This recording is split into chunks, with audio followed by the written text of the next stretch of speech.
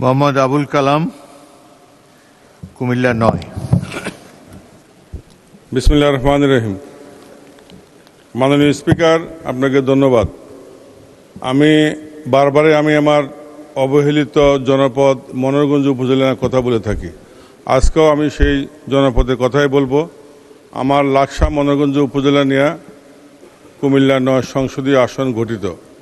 এই মনোহরগঞ্জ উপজেলা যোগাযোগ ব্যবস্থা নাই বললেই চলে। স্থানীয় সরকার মন্ত্রণালয়ের যে কটি রাস্তা আছে 12 ফিট, 10 ফিট, 8 ফিটের উপরে কোনো রাস্তা নাই। ইতিমধ্যে আমি যোগাযোগ করে জানতে পারলাম যে এই মনোহরগঞ্জ থেকে খিলা বাজার এবং মনোহরগঞ্জ থেকে লাকসাম এবং মনোহরগঞ্জ থেকে শান্তিরহাট, এই তিনটা রাস্তা 9 দুগুণে 18, 3 নং 27 কিলোমিটার রাস্তা যদি আমরা রোডস অ্যান্ড হাইওয়ে অথবা যোগাযোগ মন্ত্রণালয়ের অধীনস্থ করি, তাহলে এই মনোহরগঞ্জের মানুষ বাঁচার আশার আলো দেখতে পাবে এবং যোগাযোগ ব্যবস্থা হলে আমার এই মনোহরগঞ্জের অনেক উন্নতি হবে। শিক্ষা ব্যবস্থা, যোগাযোগ, ব্যবসা বাণিজ্য, শিল্প কলকারখানাতে উত্তীর্ণ হবে বলে আমি আশা করি।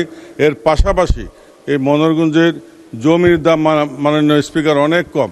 সেই ক্ষেত্রে যদি আমার এই 4 লেন, এই 3টি রাস্তা 3 নং 27 কিলোমিটার যদি হয়, তাহলে জমির দাম বাড়বে, আমার কৃষক এবং গরিব মেহনতি মানুষ উপকৃত হবে বলে আমি আশা করি। আপনারা দেখছেন মেঘনা টিভি, সত্যের সন্ধানে সবসময়। এছাড়া দেশ বিদেশের নিত্য নতুন খবর জানতে মেঘনা টিভির ফেসবুক পেজ facebook+meghnaTV.bd তে লাইক দিয়ে আমাদের সাথেই থাকুন।